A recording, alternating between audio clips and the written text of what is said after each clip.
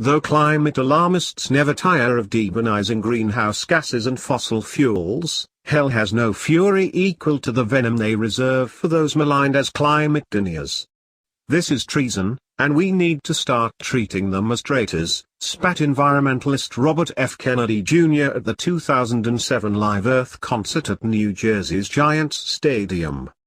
NASA's James Hansen testified before a congressional committee in 2008 that CEOs of fossil energy companies should be tried for high crimes against humanity and nature. A 2009 Talking Points Memo article reached bloodthirsty pitch by asking, at what point do we jail or execute global warming deniers?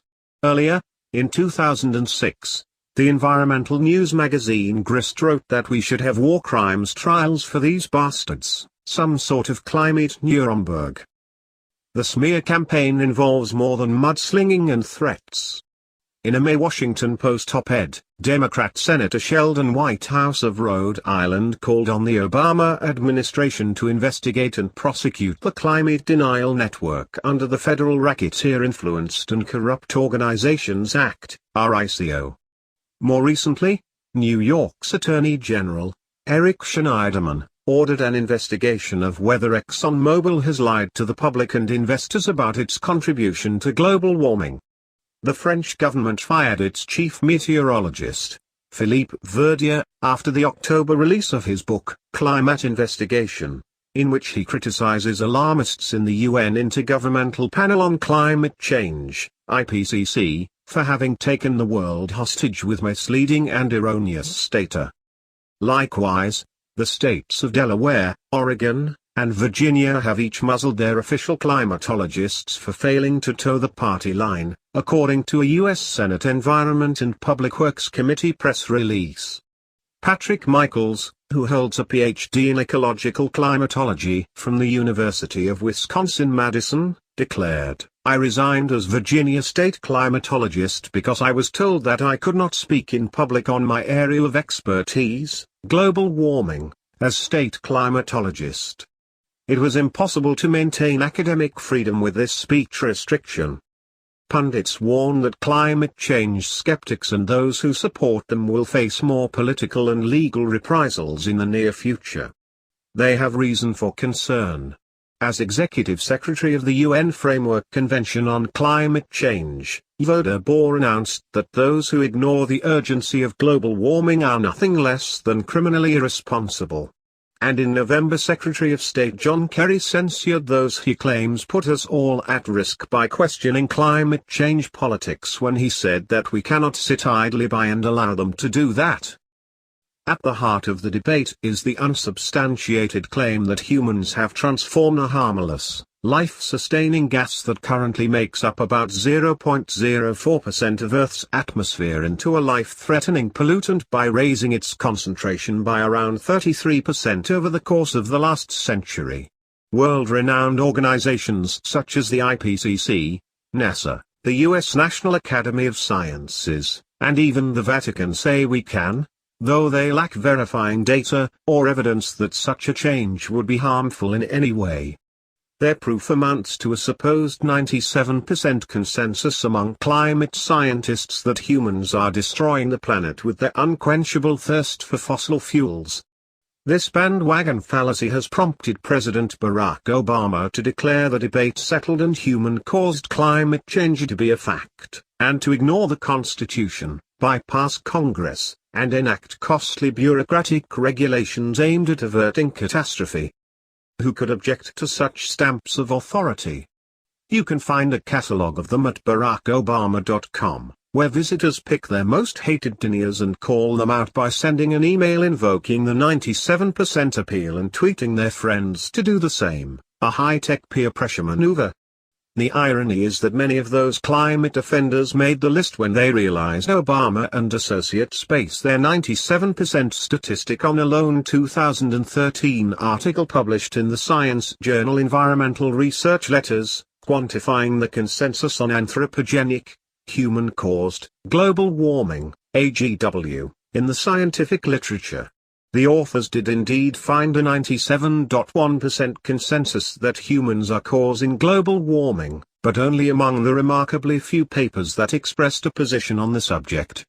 Most of the reviewed literature didn't. William Jasper explains at the newamerican.com that only 65, yes, 65, of the 12,000 plus scientific abstracts included in the study can be said to endorse the position that human activity is responsible for AGW. You disagree that 0.5% equals 97%? If so, you may be a climate denier, too. But lest you fear to have joined a radical, lunatic 3% fringe group, the New American has compiled a short sampling of the tens of thousands of rational and reputable scientists who maintain an unbiased skepticism toward AGW, even at the risk of acquiring the career-jeopardizing slur of denier. Meet some climate realists. Judith Curry, Ph.D. Scientific American calls her a climate heretic, while Pennsylvania State University professor Michael Mann of discredited hockey stick graph fame recently tweeted that she is #anti-science.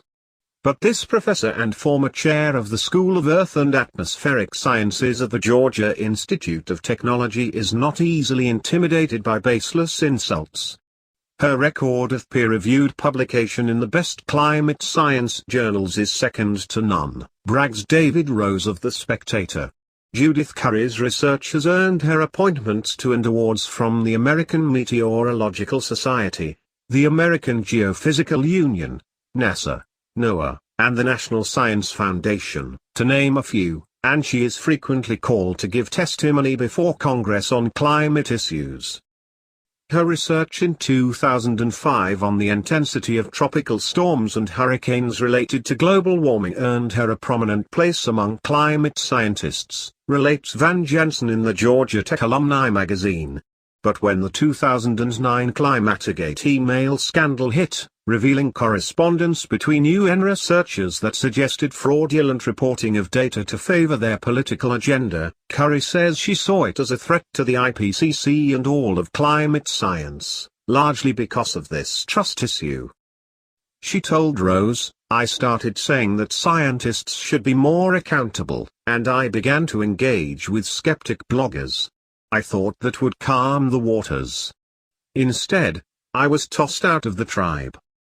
Curry lost her place in the IPCC clique, wrote Jensen.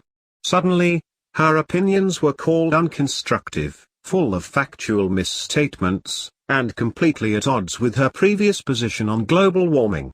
Yet Curry maintains her belief in the warming effect of human-generated carbon dioxide. What keeps her blacklisted is that she disputes the obsessive focus on one atmospheric gas as the main driver of climate variability. While she told Jensen that her goal is to bring together the polarized sides of climate debate and return scientists focused to thorough research, it's likely the IPCC will continue ignoring her as a disloyal provocateur. E. Calvin Biesner, Ph.D. A native of the United States, E. Calvin Biesner grew up in India, where his journalist father was stationed at the time. As a small child in Calcutta, India, I observed, daily, two things, he recalls in a June editorial in the Washington Times. First, a beautiful, red-flowering vine hanging from an enormous tree, which displayed the beauty and fertility of God's creation. Second, scores of dead bodies of the poor who had died overnight of starvation and disease, which displayed to me the horrors of poverty. The stark contrast of vigorous abundance juxtaposed with fatal deprivation later motivated Biesner to found the Cornwall Alliance for the Stewardship of Creation, a volunteer network of scholars focused on applying biblical principles to economics, government, and environmental policy. His organization untiringly promotes the appreciation that, in order to rise out of poverty, people must have access to abundant, affordable, and reliable energy. Radical environmental policies would slow, stop or reverse the rise out of absolute poverty, for the world's 1.3 billion poorest who have no access to electricity and rely on wood and dung as primary cooking and heating fuels, smoke from which kills about 4 million yearly, Explains Biesner. The roughly 2 billion who left absolute poverty for merely severe poverty over the last 25 years would find their progress checked or, more likely, would be driven back into absolute poverty. This is the theme of the Cornwall Alliance's open letter to Pope Francis on climate change, signed by hundreds of scientists who agree that in the climate arena, rather than a careful reporting of the best evidence, we get highly speculative and theory-laden conclusions presented as the assured results of science. The open letter warns, the effect, tragically, is that the very people we seek to help could be harmed instead. This scientific consensus, sent to the Pope in April, seems to have fallen on deaf ears, but it is worth noting that its extensive list of signatories belies the alarmists' supposed 97% consensus. Anthony Watts. What do you call a man who installs a 10-kilowatt solar array on his house, retrofits his home with LEDs, drives an electric car, and champions installation of a 125-kilowatt solar array on a local school? Climate misinformer, scientist smearing denier, and utter fake are a few of the insults Anthony Watts has earned, despite these conservationist measures. Watts hosts the popular climate blog What's Up With That? WUWT, admitted by friend and foe alike to be one of the world's most influential online global warming resources. Watts also launched the renowned Surface Stations project, which effected an overhaul of the way the US government tracks surface temperatures. In a Heartland Institute daily podcast in July, he recalled the genesis of his two ventures. Both of those things got started entirely by accident. After retiring in 2002 from a 25-year career as a local television weatherman, he began a general science blog for his local newspaper. He then decided to pursue an old idea, to determine the effect of paint on weather station temperature recording devices, and publish the results on his blog. But he found more than he bargained for. The station at Marysville, California, was essentially in the middle of a parking lot, with air blowing on it from air conditioning units. And all of a sudden I realized I had a much bigger problem on my hands. The problem was that the U.S. National Weather Service requires its thermometers to be 30 meters or more away from an artificial heating or radiating, reflecting heat source. Such conditions yield inaccurate recordings. Watts consulted Dr. Roger Pluck, senior at the University of Colorado, who advised, "You need to start up a nationwide project to look at these things. No one's done it." Watts recruited some 650 volunteers to visually inspect and photographically document more than 860 stations. The result was his landmark 2009 study, Is the U.S. Surface Temperature Record Reliable? Exposing gross rule violations at nearly 90% of U.S. temperature measuring sites and revealing faulty and erroneous data recording practices. This explosive research forced the U.S. Government Accountability Office, GAO, to conduct an official investigation in 2011 that confirmed Watts' findings. The violations contributed to the federal government reporting a 1.4 degree Fahrenheit increase in U.S. temperatures since 1895, and GAO insisted that NOAA revamp its U.S. Climate Reference Network, a system of temperature stations in, now, pristine locations throughout the United States. Richard S. Lindzen, Ph.D. Richard Lindzen started life as a shoemaker's son in the Bronx. Now, as Emeritus Professor of Meteorology at MIT, he sits atop the world's scientific hierarchy as a leading expert on climate dynamics and global heat transport. His 21-page curriculum vitae includes membership in and awards from the American Meteorological Society, the National Academy of Sciences, the American Association for the Advancement of Science, and the American Geophysical Union. He is a distinguished senior fellow at the Cato Institute and has served as consultant to NASA and lead author of the IPCC's third assessment report on climate change in 2001. What's his opinion of human-caused catastrophic global warming? It's just nonsense, he stated at a November climate summit hosted by the Texas Public Policy Foundation. Demonization of CO2 is irrational at best, and even modest warming is mostly beneficial. For his unorthodoxy, Lindzen is often the object of climate alarmist attacks, most recently, a witch hunt launched by U.S. Representative Raul Grijalva. The Arizona Democrat targeted several individuals, including Lindzen, contacting the universities where each of them has worked, demanding outside funding details. Grijalva admitted having no evidence supporting any conflict of interest or failure to disclose funding sources. We were selected solely on the basis of our objections to alarmist claims about the climate, wrote Lindzen in a March op-ed in the Wall Street Journal. Backlash in the scientific community forced Grijalva to concede his overreach to the National Journal. But, says Lindzen, at least Mr. Grijalva's letters should help clarify for many the essentially political nature of the alarms over the climate, and the damage it is doing to science, the environment and the well-being of the world's poorest. Interestingly, Lindzen had complained in the fall 2013 Journal of American Physicians and Surgeons about the virtual government monopoly on funding for climate research, making science vulnerable to ideologues who exploit the system for political agenda. This immediately involves a distortion of science at a very basic level, namely, science becomes a source of authority rather than a mode of inquiry, he explained, likening the current situation to Lysenkoism, an utterly erroneous genetics hypothesis sanctioned in Soviet Russia from the 1930s until 1964. Lysenkoism asserted inheritance of acquired characteristics and helped promote Marxist evolutionary theory. The Soviet government mandated Lysenkoism as the only correct genetics theory. Those who resisted were imprisoned and even executed. In contrast to Lysenkoism, wrote Lindzen, global warming has become a religion with a global constituency, and has successfully coopted almost all of institutional science. But he offered the encouragement that the evidence from previous cases offers hope that such peculiar belief structures do collapse. Patrick Moore, Ph.D.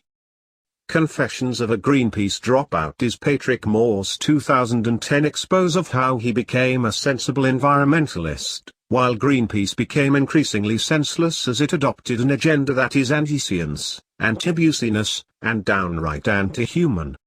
Moore co-founded the organization in 1971, and spent the next 15 years as a director of Greenpeace International, earning a worldwide reputation as an environmental leader.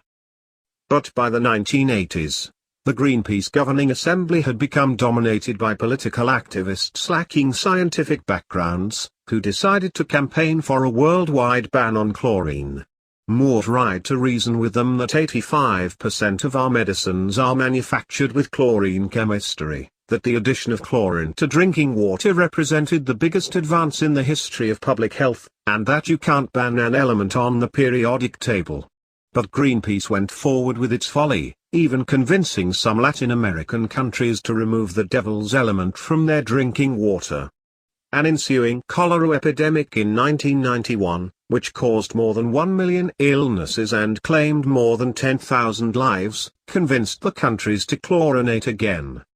Yet Greenpeace reaffirmed its opposition the same year in a statement declaring, "There are no uses of chlorine which we regard as safe." Moore parted ways with Greenpeace over the chlorine scandal. He says that ever since, policy after policy reflects their anti-human bias, illustrates their rejection of science and technology, and actually increases the risk of harm to people and the environment.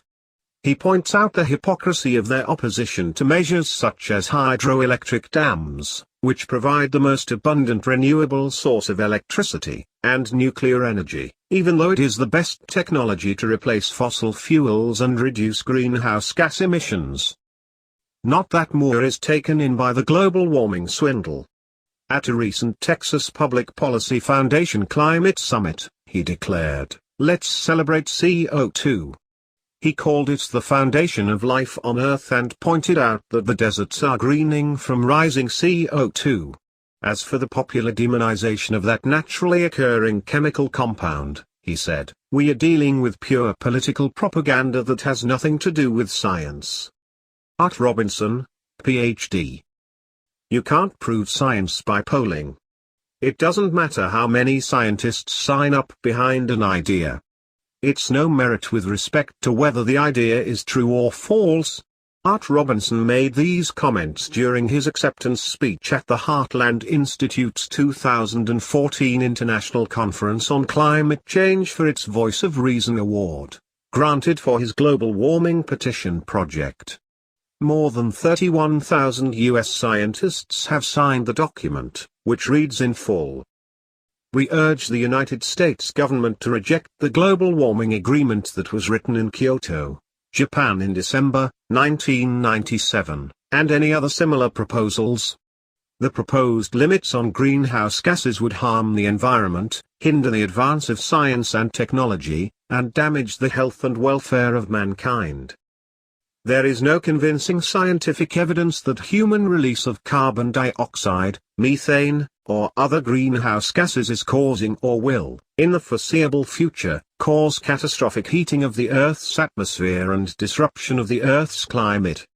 Moreover, there is substantial scientific evidence that increases in atmospheric carbon dioxide produce many beneficial effects upon the natural plant and animal environments of the Earth. If consensus has nothing to do with veracity, why did this co-founder of the Oregon Institute of Science and Medicine and editor of the monthly newsletter Access to Energy circulate the petition? It has proved useful, not in saying anything about the science of the subject, only in proving that they do not have a consensus," he explained. Funded entirely by his newsletter subscribers, the petition project would have been a lot larger. "We just ran out of stamps," Robinson quipped to laughter.